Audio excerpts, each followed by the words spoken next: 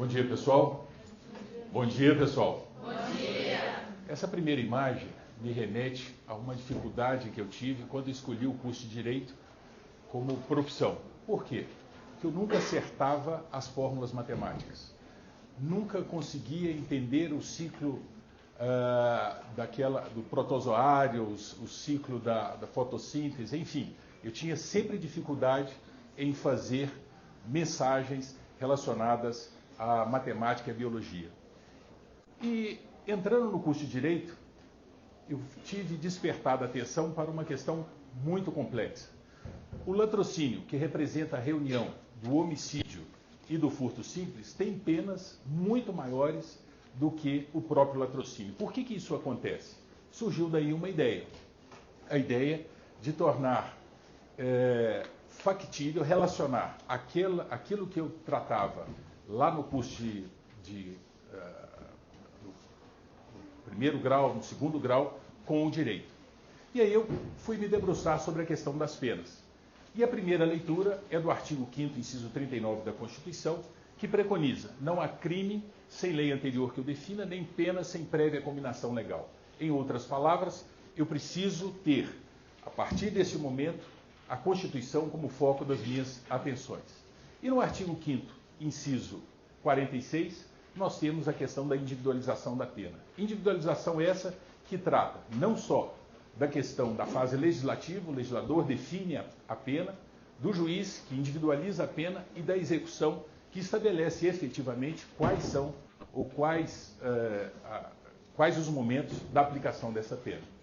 O Código Penal, por sua vez, no artigo 53, vai além daquilo que estabelece a Constituição. Por quê? Porque diz que as penas privativas de liberdade têm seus limites estabelecidos na sanção correspondente a cada tipo legal de crime. Em outras palavras, o artigo 53 vai além daquilo que estabelece a Constituição. Estabelece marcos que a Constituição não prevê. E observem que isso é interessante, porque nós fazemos uma relação entre o artigo 284 do Código Penal e do Código Eleitoral e o artigo 53. O Código Eleitoral diz que sempre que esse código não indicar o grau mínimo, entende-se que ele será de 15 dias, a pena de detenção, e de 1 ano a de reclusão. Ocorre, entretanto, que artigos do próprio Código Eleitoral estabelecem penas de 15 dias, ou seja, é extremamente inócuo esse sistema. Quando nós nos debruçamos sobre o artigo 68 do Código Penal, vemos que o juiz, para definir uma pena, ele precisa necessariamente passar em 3 fases. Na primeira, do artigo 59, depois, no artigo 59, agravantes e atenuantes, e posteriormente, as causas de aumento e diminuição de pena. No artigo 59, nós temos uma escala. E aí me preocupa. Se todas aquelas circunstâncias judiciais forem favoráveis, o juiz deve fixar a pena base no mínimo. Se todas forem desfavoráveis, no máximo. E aí entra o detalhe, que no artigo 65 do Código Penal está estabelecido que são circunstâncias que sempre atenuam a pena. Ser o agente menor de 21 anos na data do fato ou maior de 70 na data da sentença. E se 2 réus praticarem o mesmo furto, sendo um deles menor de 21 anos, como fazer para reduzir essa pena? A súmula 231, e aí as luzes se jogam sobre ela, e aí é o foco da minha atenção, diz que a incidência da circunstância atenuante não pode conduzir à redução da pena abaixo do mínimo legal. Ou seja, os juízes, o STJ, criou uma barreira não prevista em lei, ou em descompasso com a própria lei. Só que existem argumentos que sustentam essa súmula 231 do STJ. A primeira, a individualização da pena, evidentemente, não existe para deleite do magistrado. Como se eu, como juiz, tivesse que escolher uma pena ficando alegre, feliz com isso. E isso não acontece, porque, na verdade, é doloroso para o juiz fixar uma pena, impor 20, 30 anos de reclusão a uma pessoa. O segundo argumento utilizado é: a aplicação da pena não pode ser produto de competição entre réus ou delinquentes.